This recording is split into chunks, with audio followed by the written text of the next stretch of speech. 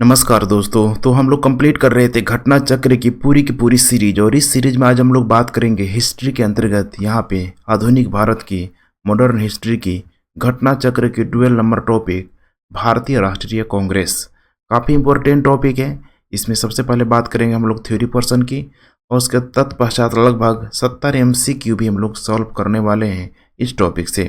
तो चलिए हम लोग क्लास को शुरू करते हैं, लेकिन शुरू करने से पहले चैनल को सब्सक्राइब करना मत भूलिए। आने वाले दिनों में पूरी की पूरी घटना चक्र का एक एक विषय तो हम लोग कंप्लीट करेंगे ही, साथ में यूपीएससी और स्टेट पीसीएस को ध्यान में रख के पूरी की पूरी सिलेबस भी कंप्लीट करवाई जाएगी। तो कनेक्टिविटी बनाए रखने के लिए चैनल को सब्सक्राइब करना मत भूलिए। अब सबसे पहले बात करते हैं हम लोग थ्योरी पोर्शन की। एल्वन ऑक्टेवियन ह्यूम काफ़ी ही इंपॉर्टेंट नाम है, क्योंकि आगे चल के इनका नाम बहुत आएगा।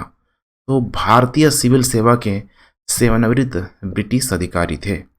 ये शिमला में बस गए थे। 1884 में इन्होंने भारतीय राष्ट्रीय कांग्रेस की स्थापना की, जो भारतीय राष्ट्रीय कांग्रेस का अग्रदूत था। भारतीय राष्ट्रीय कांग्रेस की स्थापना 1885 ईस्वी में A.O. ह्यूम द्वारा की गई। पूरा नाम देखिए, एलन ऑक्टेवियन ह्यूम, ये भी पूछ सकता है। इसका पहला अधिवेशन 28 दिसंबर 1885 को बम्बई स्थित गोकुलदास तेजपाल संस्कृत विद्यालय में आयोजित किया गया।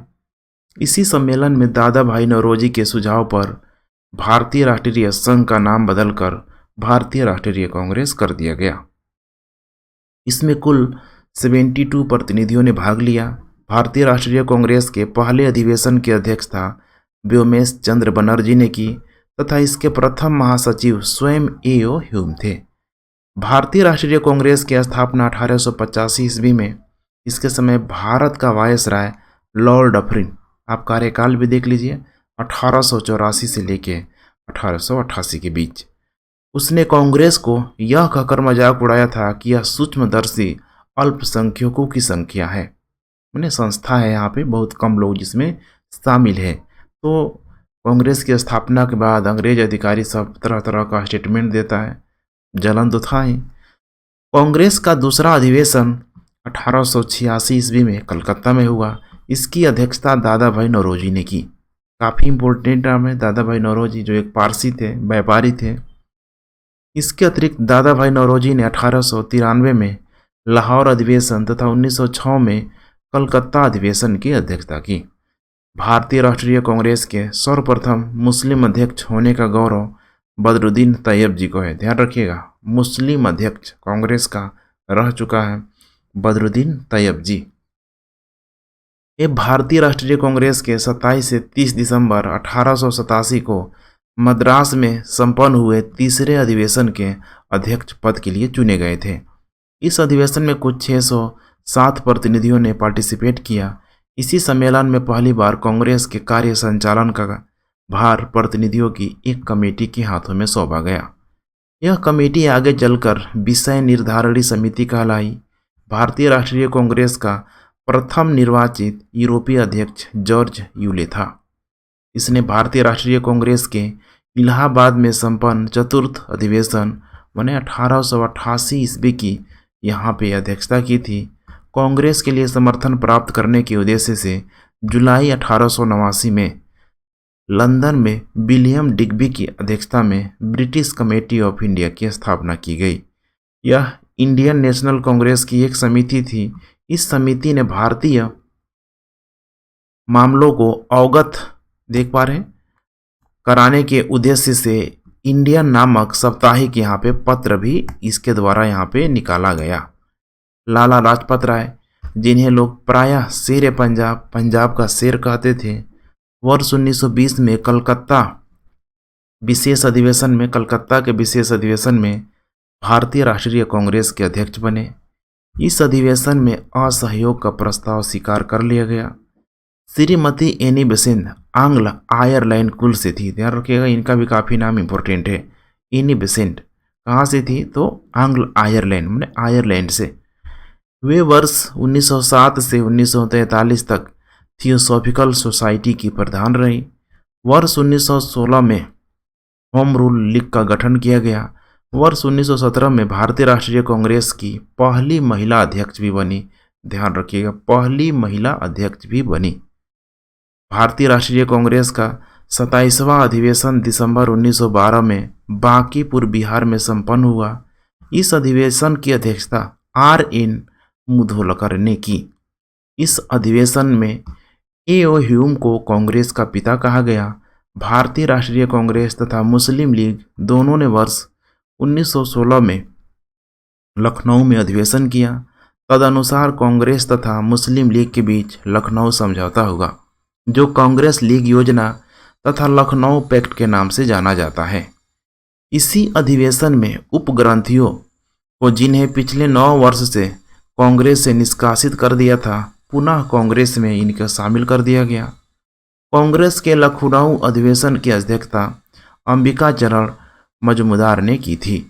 भारतीय राष्ट्रीय कांग्रेस के लखनऊ अधिवेशन 1916 में बाल गंगाधर तिलक ने कहा था कि स्वराज मेरा जन्मसिद्ध अधिकार है और मैं उसे लेकर रहूंगा। 1888 ईस्वी में सर सैयद अहमद खान ने एक संयुक्त भारतीय राजभक्त सभा बनाई, जिसका उद्देश्य कांग्रेस के प्रचार को निष्फल करना था और लोगों को कांग्रेस से दूर रखना था। वर्ष 1900 में करजन ने कहा था, कांग्रेस अब लड़खड़ा रही है, जल्द ही गिरने वाली है। मेरा सबसे बड़ा मकसद यही है कि मेरे भारत प्रवास के दौरान इस पार्टी का अंत हो जाए। देखिए, यहाँ पे किसी भी कीमत पे अंग्रेज सब यह नहीं चाह रहा है कि भाई कांग्रेस आगे जाए, कांग्रेस पूरे भारत का प्रतिनिधित्व करे। भारत की स्वतंत्रता प्राप्ति के बाद महात्मा गांधी ने भारतीय राष्ट्रीय कांग्रेस को समाप्त करने का सुझाव दिया था। लॉर्ड विलिंगटन ने कांग्रेस के 30वें अधिवेशन में भाग लिया। इस दौरान वह बम्बई का गवर्नर था। यह अधिवेशन बम्बई में वर्ष 1915 में आयोजित किया गया। महात्मा गांधी ने केवल एक बार 1924 के बेलगांव अधिवेशन की अध्यक्षता की थी। पूछा जा सकता है, तो 1924 के ध्यान रखिएगा, बेलगांव अधिवेशन की अध्यक्षता। सरोजिनी नायडू प्रख्यात कवयित्री और राष्ट्रवादी नेता थी। वर्ष 1925 में कानपुर में हुए भारतीय राष्ट्रीय कांग्रेस के 40वें वार्षिक अधिवेशन में वे कांग्रेस की प्रथम भारतीय महिला अध्यक्ष बनी। अब दोनों में ध्यान रखिएगा क्या पूछ रहा है। प्रथम महिला कांग्रेस अध्यक्ष अगर होगा तो एनी बेसेंट, प्रथम महिला अध्यक्ष भारत की होगा तो होगा यहाँ पे, ठीक है, सरोजिनी नायडू। 1947 से 49 के बीच यह उत्तर प्रदेश के राज्यपाल भी रही। जवाहरलाल नेहरू ने वर्ष 1929 में लाहौर, अप्रैल 1936 में लखनऊ तथा दिसंबर 1936 में फैजपुर अधिवेशन की अध्यक्षता की। कांग्रेस का 51वां, थोड़ा सा ब्लर हो गया, ध्यान रखिएगा, मैं पढ़ देता हूँ, ध्यान से देखते चलिए। 51वां अधिवेशन 19 से 21 फरवरी 1938 के दौरान गुजरात के हरिपुरा में संपन्न हुआ। इस अधिवेशन की अध्यक्षता सुभाष चंद्र बोस ने की।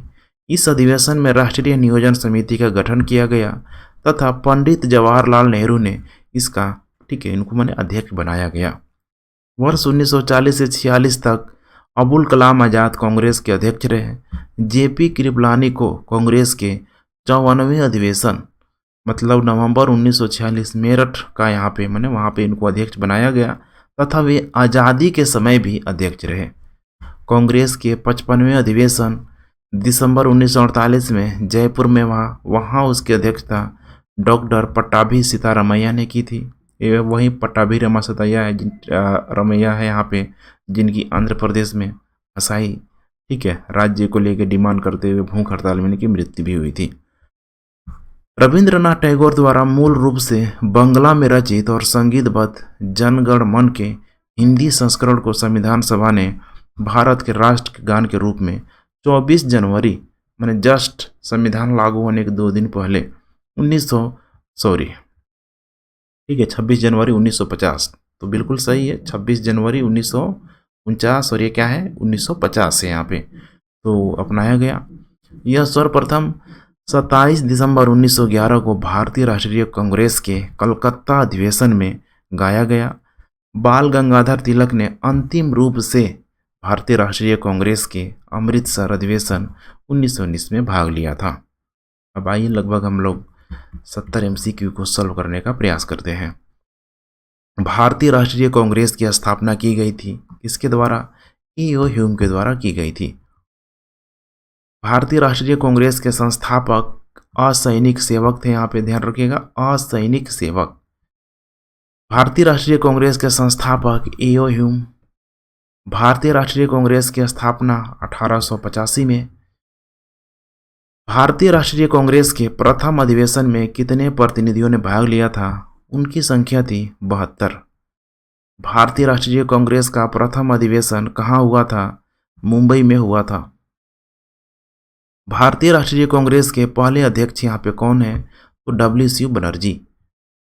इनमें से किसने भारतीय राष्ट्रीय कांग्रेस के प्रथम वार्षिक अधिवेशन की अध्यक्षता की थी? डब्ल्यू.सी. बनर्जी। 1885 में इंडियन नेशनल कांग्रेस का अध्यक्ष था डब्ल्यू.सी. बनर्जी। भारतीय राष्ट्रीय कांग्रेस के पहले अध्यक्ष थे व्योमेश चंद्र बनर्जी। निम्नलिखित में से कौन भारतीय राष्ट्रीय कांग्रेस का प्रथम अध्यक्ष था? डब्ल्यू.सी. बनर्जी। नेक्स्ट, भारतीय राष्ट्रीय कांग्रेस का 1885 में महासचिव कौन था? तो ईओ ह्यूम। भारतीय राष्ट्रीय कांग्रेस की स्थापना के समय भारत का वायसराय कौन था? तो उस समय जो वायसराय था लॉर्ड डफरिन। निम्न गवर्नर जनरलों में से किसने कांग्रेस को अत्यधिक अल्पसंख्यक लोगों का प्रतिनिधित्व करने वाला कहकर उपहास किया था? उसका नाम है लॉर्ड डफरिन। 1885 में भारतीय राष्ट्रीय कांग्रेस की स्थापना के समय गवर्नर जनरल कौन था? उसका नाम है लॉर्ड डफरिन। लॉर्ड डफरिन के वायसराय काल की एक महत्वपूर्ण घटना थी, उस समय भारत राष्ट्रीय कांग्रेस की स्थापना हो गई। किसने कांग्रेस के सूक्ष्मदर्शी अल्पसंख्यक जनता का प्रतिनिधित्व बनाते हुए उसका मजाक उड़ाया हुआ था? तो लॉर्ड डफरिन के द्वारा। निम्नलिखित में से कौन भारतीय राष्ट्रीय कांग्रेस की स्थापना अधिवेशन में उपस्थित नहीं था? वो है यहाँ पे सुरेंद्रनाथ बनर्जी। भारतीय राष्ट्रीय कांग्रेस के दूसरे अधिवेशन की अध्यक्षता किसने की? दादा भाई नौरोजी के द्वारा किया गया। अंग्रेज के लिए समर्थन प्राप्त करने के लिए 1889 ईस्वी में एक समिति स्थापित की गई। निम्न में से उस समिति का सभापति क्या था? V Digby. ध्यान रखिएगा, वी डिग्बी।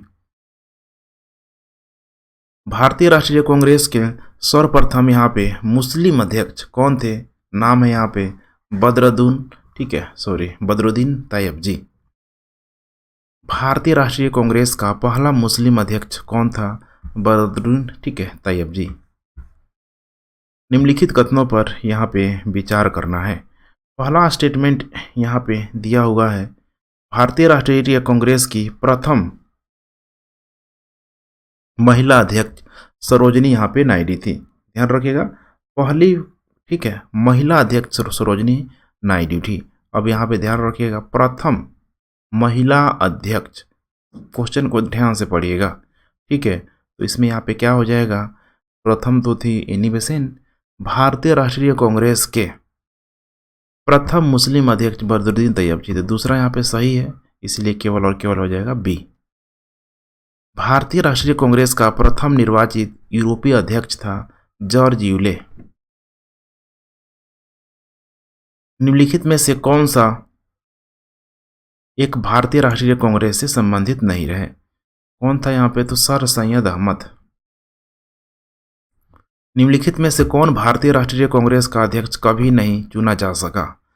ठीक है, कौन यहाँ पे कभी नहीं चुना जा सका? उनका नाम था बाल गंगाधर तिलक। ठीक है। लाल बाल औलपाल त्रिगुट का कौन व्यक्ति भारतीय राष्ट्रीय कांग्रेस का अध्यक्ष हुआ था? तो लाला लाजपत राय। ध्यान रखिए, लाला लाजपत राय। बाल गंगाधर तिलक तो कभी चुने ही नहीं गए। निम्न में से कौन भारतीय राष्ट्रीय कांग्रेस की अध्यक्ष रही? तो एनी बेसेंट। अब दोनों में अंतर है, देखिए, भारतीय राष्ट्रीय कांग्रेस की यहाँ पे अध्यक्ष रही, अब कौन अध्यक्ष रही, भारत की या सीधे दे दिया? ठीक है। निम्न में से किस अधिवेशन के लिए कांग्रेस ने पहली बार एक महिला अध्यक्ष को, माने एक महिला को यहाँ पे अध्यक्ष चुना था? तो एनी बेसेंट को चुना गया था कलकत्ता अधिवेशन 1917 में। अखिल भारतीय कांग्रेस की प्रथम महिला अध्यक्ष यहाँ पे कौन थी? Annie Besant. निम्नलिखित में से कौन भारतीय राष्ट्रीय कांग्रेस की प्रथम महिला यहाँ पे अध्यक्ष थी? Shrimati Annie Besant.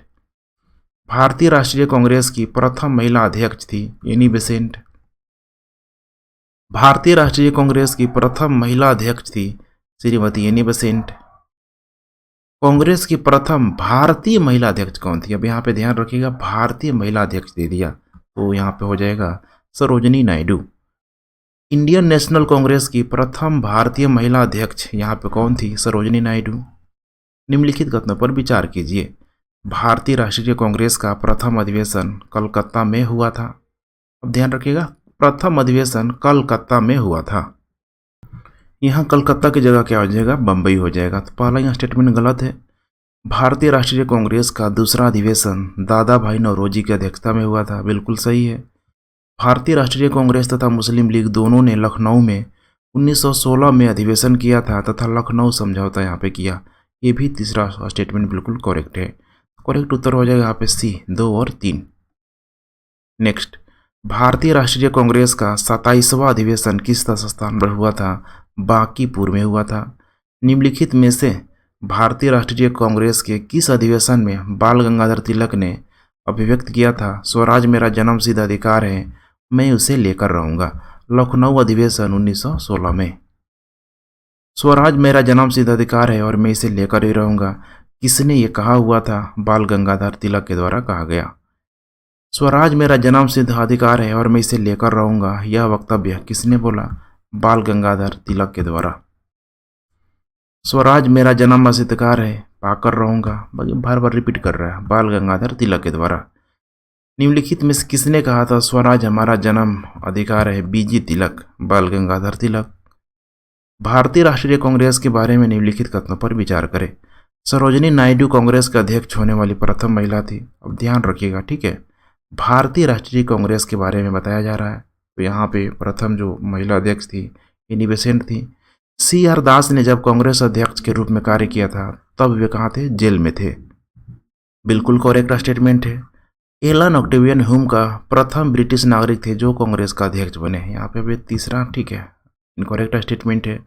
चौथा, अल्फ्रेड वेब 1894 में कांग्रेस के अध्यक्ष थे, बिल्कुल सही है। तो करेक्ट उत्तर हो जाएगा यहाँ पे 2 और 4। नेक्स्ट, किसने कहा था कांग्रेस आंदोलन न तो लोगों द्वारा प्रेरित था न ही यहीं उनके द्वारा सोचा गया योजनाबद्ध किया गया था? ये कहा गया यहाँ पे लाला लाजपत राय के द्वारा। किसने कहा था कांग्रेस पतन के लिए लड़खड़ा रही है, मेरी सबसे बड़ी अभिलाषा जब तक मैं भारत में हूँ कांग्रेस की शांतिपूर्ण समाप्ति में सहयोग करना है? उसका नाम क्या था? लॉर्ड कर्जन के द्वारा बोला गया। अध्यक्षीय संबोधन के समय जिस कांग्रेस अध्यक्ष ने हिंदी भाषा के लिए रोमन लिपि लागू करने की वकालत थी वे थे, उनका नाम था सुभाष चंद्र बोस। भारत के स्वतंत्र प्राप्ति के बाद निम्नलिखित में से किसने सुझाव दिया था कि भारतीय राष्ट्रीय कांग्रेस को समाप्त कर दिया जाए? किसने सुझाव दिया था? तो महात्मा गांधी के द्वारा। अमृतसर के भारतीय राष्ट्रीय कांग्रेस अधिवेशन 1919 के प्रस्ताव के अनुसार महात्मा गांधी द्वारा कांग्रेस का नया संविधान लिखने हेतु निम्नलिखित में से किन्हें उनके सहयोग हेतु चुना गया? इनको यहाँ पे चुना गया तो NC केलकर को और IB सेन को यहाँ पे चुना गया। करेक्ट उत्तर हो जाएगा यहाँ पे, ठीक है, A, 2 और 4। कांग्रेस के एक अधिवेशन में एक गवर्नर जनरल ने भाग लिया था, उस वक्त गवर्नर जनरल तथा अधिवेशन स्थल निम्न में से कौन था? तो लॉर्ड विलिंगटन, बम्बई, 1915 में। भारतीय राष्ट्रीय कांग्रेस के निम्नलिखित अधिवेशनों में से किसकी अध्यक्षता C विजय राघव चेरियार ने किया हुआ था? किसका? तो नागपुर अधिवेशन 1920 का। निम्नलिखित में से किस अधिवेशन में कांग्रेस ने पहली बार भारतीय रियासतों के प्रति अपनी नीति घोषित की थी? नागपुर अधिवेशन में। निम्नलिखित कथनों में से कौन सा यहाँ पे सत्य है? अब देखिए यहाँ पे कांग्रेस ने नागपुर में सत्र 1920 के पश्चात प्रांतीय कांग्रेस समितियों का गठन भाषाई आधार पे यहाँ पे किया गया था, ठीक है, बिल्कुल यहाँ पे गलत है।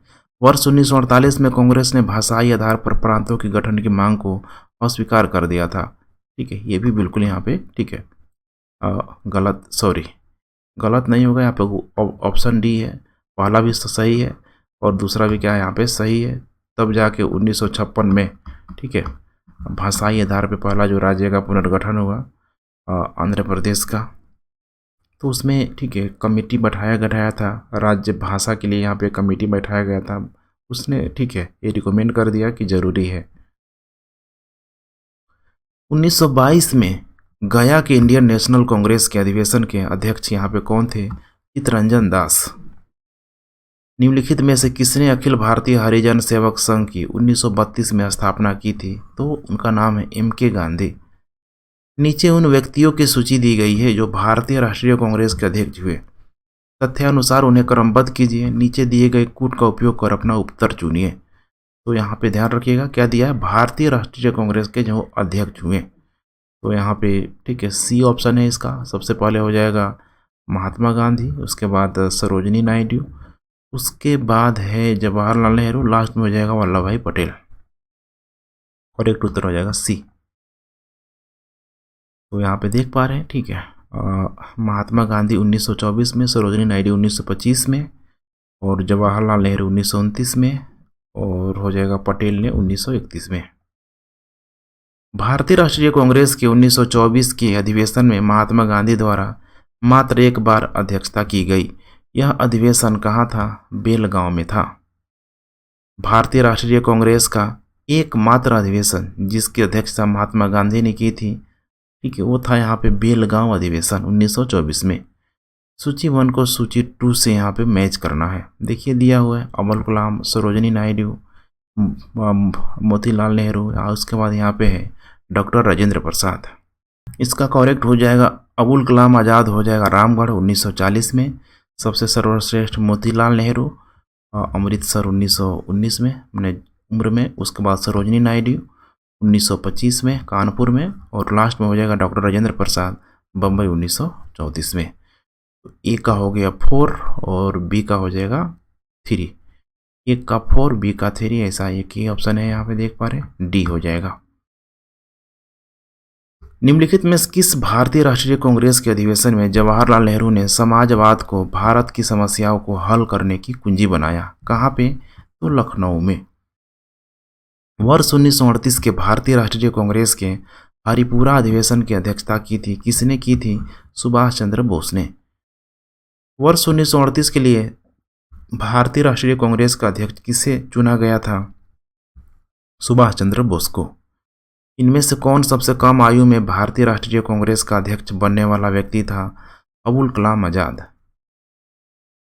सूची 1 को सूची 2 से यहाँ पे सुमेलित करना है। तो देख पा रहे हैं यहाँ पे डॉक्टर M.A. अंसारी, पुरुषोत्तम दास टंडन, सरोजिनी नायडू और सुभाष चंद्र बोस। तो सरोजिनी नायडू को हम लोगों ने देखा था अभी कानपुर।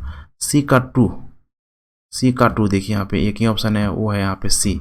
बाकी को मैच कर सकते हैं। ए का 3 डॉक्टर M.A. अंसारी मद्रास में, पुरुषोत्तम दास टंडन बी का 4 ठीक है नासिक हो जाएगा, सुभाष चंद्र बोस हो जाएगा यहाँ पे हरिपुरा में।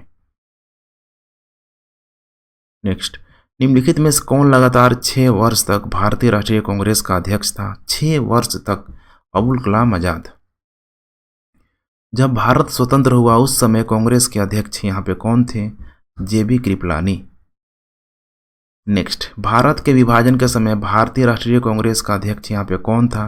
JB कृपलानी। जन गण मन पहली बार किस अवसर पर गाया गया था? तो भारतीय राष्ट्रीय कांग्रेस का अधिवेशन 1911 में तब पहली बार गाया गया था।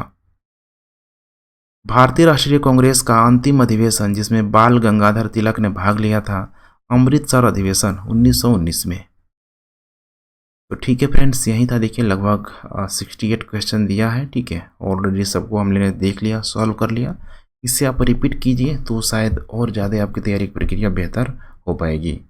तो ठीक है फ्रेंड्स, थैंक्स फॉर वॉचिंग। कल मिलते हैं एक नए टॉपिक के साथ, तब तक के लिए जय हिंद।